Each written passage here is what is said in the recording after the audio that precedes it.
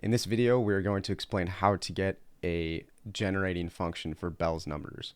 Before we do that, let's define what a Bell number actually is. Okay, so a Bell's number is the number of ways in which you can partition off a set of n elements. So if you have a set of n elements, it's just the number of different ways you can split up all n of those elements, where each element ends up in its own partition or in partition with different elements. So a really simple example of that, the set 1 and 2. Right? So if we have the set 1 and 2, we can partition off those two elements in different ways. We can either partition them off on their own, so 1 and 2, or together. Right? So the Bell number for 1 and 2 is 2. Okay? Kind of the next set there, 1, 2, and 3.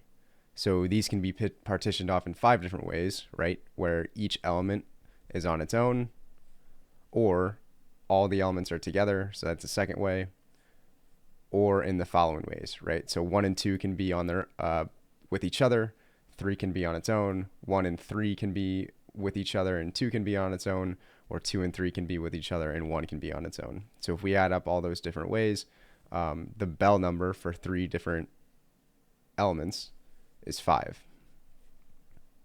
Okay, and then we're going to define the Bell of 0 elements to be 1. Right, which should make sense. If you have 0 elements, you can only partition them in one different way, which there are none. Okay, but we are defining that right here. Okay, and that's going to be important later on. So if we expand this to n terms for Bn, right, the nth Bell number, we can partition n elements in several different ways. Right, so what we're trying to do here is for n elements, we're going to look at the element n in some size k partition. Okay, so if we have element n in size k, for the other elements in that partition, there are n minus 1 elements. And we can choose k minus 1 other elements in order to fill up that partition. Okay, so if 1 is less than or equal to k, which is less than or equal to n, there are n minus 1 choose k minus 1 different ways to choose the other k minus 1 elements in that partition. But there are still n minus k elements left in the entire set. Okay, and the number of different ways you can partition those is exactly Bn minus k. So it's the Bell number for n minus k elements from then on. Okay, so you have two different things. You have n minus 1 choose k minus 1 if we're just focusing on that one element, and we're going to multiply that by the Bell number for n minus k. So if we put all that together and we're adding all the different types of sets or the different types of partitions, we get this sum, right? So the Bell number for an n size set is the sum from k equals 1 to n of n minus 1 choose k minus 1 times the Bell number for n minus k. Okay, so that's kind of like our definition for the nth Bell number. Our goal is to get a generating function for this.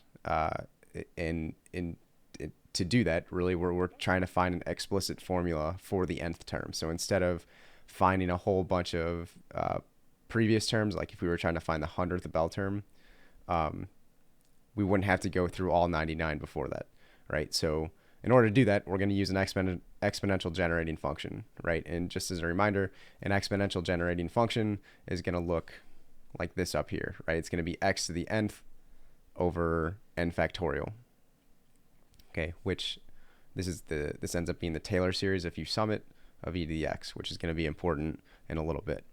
Okay, so if we use this generating function, right, b of x, that's our generating function, is going to be the sum from I equals 0 to infinity of our Bell number for I times x to the I over I factorial, which is that exponential function. Right, so if we just lay that out, it's b0, it's b1 times x, b2 times x squared over 2 factorial, yada, yada, yada, all the way up until the nth Bell terms times x to the power of n over n factorial, and then going on from there. So some of the stuff we're going to do right now isn't going to make sense up until later, but if we take the derivative of all this, right, so if we take the derivative of bx, right? The constant term b0 cancels out, right? The derivative of a constant is just 0. So we're left with b1 plus b2x plus b3x squared over 2 plus b4x cubed over 6, and so on and so forth, up until bn times x to the n minus 1 over n minus 1 factorial, and then it continues on from there, right? So essentially all of our Bell terms get bumped back a power of x. Okay, and if we just write that in summation notation, we get the sum from n equals 1 to infinity of bn times x to the power of n minus 1 over n minus 1 factorial. Okay, and just to keep people kind of thinking, that x to the n minus 1 over n minus 1 factorial, that is precisely the derivative of that that Taylor series for e to the x. Okay, and I'm going to try and keep things straight here with different colors. Okay, so bn is going to be in that summation. Substituting in our recursively defined sequence, so bn, that's all going to be the stuff in blue, we get this following part, right? So the derivative of bx is going to be the sum from n equals 1 to infinity over what we already solved for bn. So that's going to be the sum from k equals 1 to n of n minus 1, choose k minus 1, times the Bell number for n minus k, and then times the rest, which is x to the n minus 1 over n minus 1 factorial. Okay, so far what we just did there is just a little bit of substitution. So we had bn from the beginning, and we just plug that into what our derivative already was. Okay, by definition of that n minus 1, choose k minus 1, we get all this. Okay, so n minus 1, choose k minus 1 is n minus 1 factorial over k minus 1 factorial times n minus k factorial. And then we still have the rest. Okay, we can put all of this in kind of one sum because these n's don't show up in here. That n is just a term in that case, so they can be inside that blue summation, right? And if we cancel out terms and move things around, the n minus 1 factorials, those cancel, and we're left with the sum from n equals 1 to infinity times the sum from k equals 1 to n of 1 over k minus 1 factorial times n minus k factorial times the Bell number for n minus k, and then all that times x to the power of n minus 1.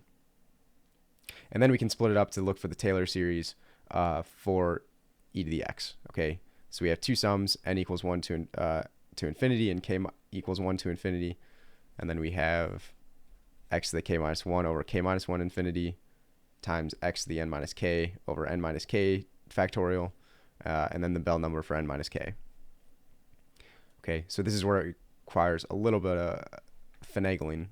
Okay, if we look at all of that, we have the sum as n equals 1 goes to infinity and k equals 1 that goes to infinity. Okay, so for each n, as k goes from 1 to n minus k and k minus 1 give every pair of non-negative integer values that add to n. Okay, so that's every possible combination of numbers that add to n. If you expand that, so n goes to infinity, right, this outer sum, really what you're getting then is just every combination of non-negative integers. Okay, so if we think about it in terms of that, we can split up what we have right here into a little bit simpler terms, right? So we get the sum as j goes from 0 to infinity times of the sum of I equals 0 to infinity of x to the j over j factorial times bi x to the I over I factorial. And again, all of that is because we're just getting the combinations of non-negative integer values. Okay, we can split that up further, right, into just the sum of j equals 0 to infinity of x to the j over j factorial. There should be a factorial here, and then the sum of I equals 0 to infinity of bi times x to the power of I over I factorial. Okay, so this gives us two different things that are really, really important right now. The first one, this guy right here, that is just the Taylor expansion for e to the x. Okay, so we know that that's equal to e to the x. And the second part in green, that's just b to the x. That's our original definition of b to the x, of bx, right? That's our generating function. Okay, so if we take that in mind, we know, right, we were taking the derivative of this entire time. So the derivative of our generating function, bx,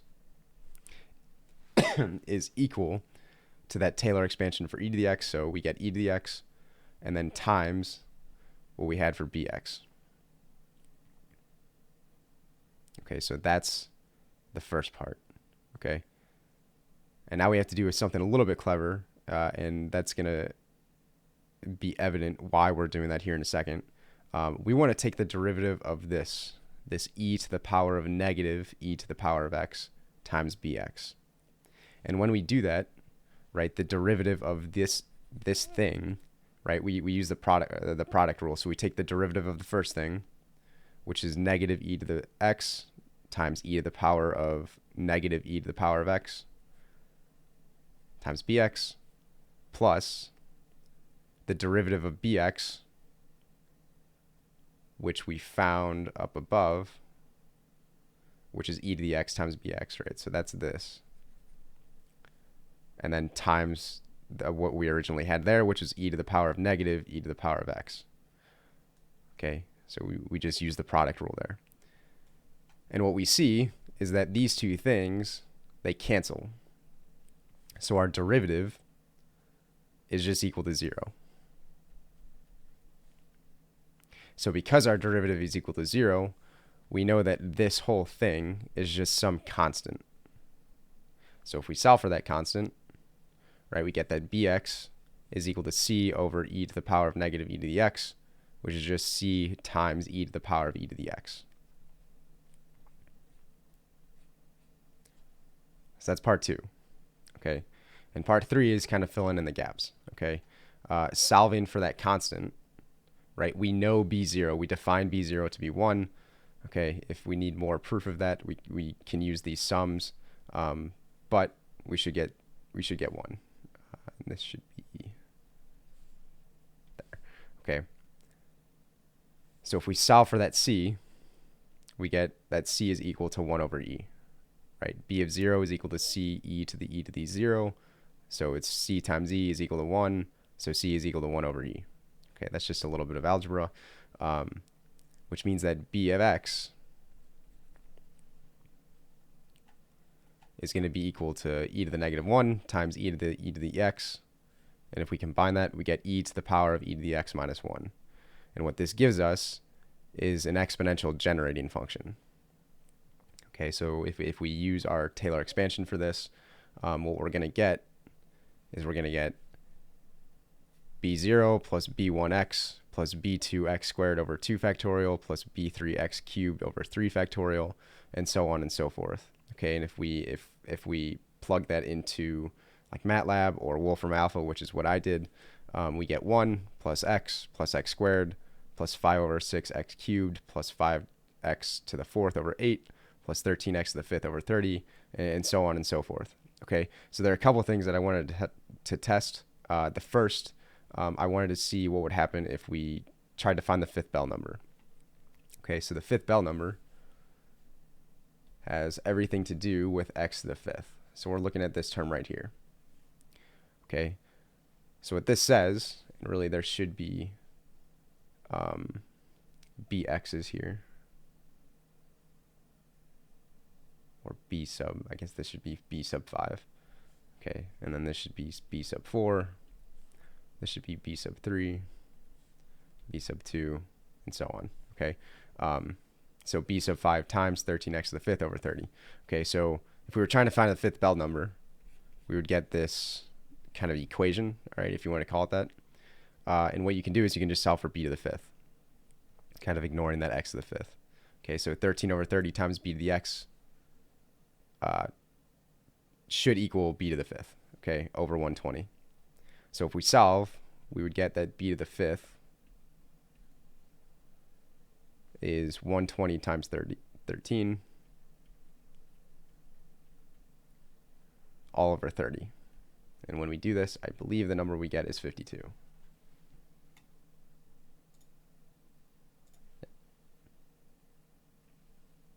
So that gives us that. And just for fun, I'm a coach, so what I wanted to do is I wanted to see how many times we could split up 36 runners, just so I could give this to a coach who probably didn't care. But what this is equal to is Bell 36 over 36 factorial. I plugged this into Wolfram Alpha, like I said earlier, and I got what that actually should be. And what you get is this gigantic number. Okay, so for 36 people, you get a really, really big number. And I checked this with Wolfram Alpha and a couple other sites, and this should be correct. Okay, so I tested a couple of values, but I wanted to look into the application of this because it seemed kind of just math for math's sake. And one of the things I found, which is really, really interesting, is that this can be used to analyze poetry or rhyme schemes or anything with literature. Okay. And what this is if you have different lines of poem or song or whatever, certain lines are going to rhyme with one another. And what this is a partition. Okay. So you can analyze poetry by figuring out its rhyme scheme, which is just a bell number of some partition. Okay, the other obvious one is statistics, right? If you can get a sample space, which would be the bell number of different ways you can partition n elements, you can talk a little bit better about the statistics or probability of something happening, of choosing some different partition from others. Okay, so that's the bell number in a nutshell. It really boils down to finding this generating function, and what I did is I plugged this into a Wolfram Alpha, and that helped me out tremendously. But being able to get this and prove that is really, really helpful. Okay, so that is kind of the results of that bell number. Just as reference, I'm getting a lot of this from our textbook, which is Combinatorics by Joy Morse, and as well as a couple other videos that I watched just to kind of give me a little bit more background. Okay, so that is my video. Thank you for watching.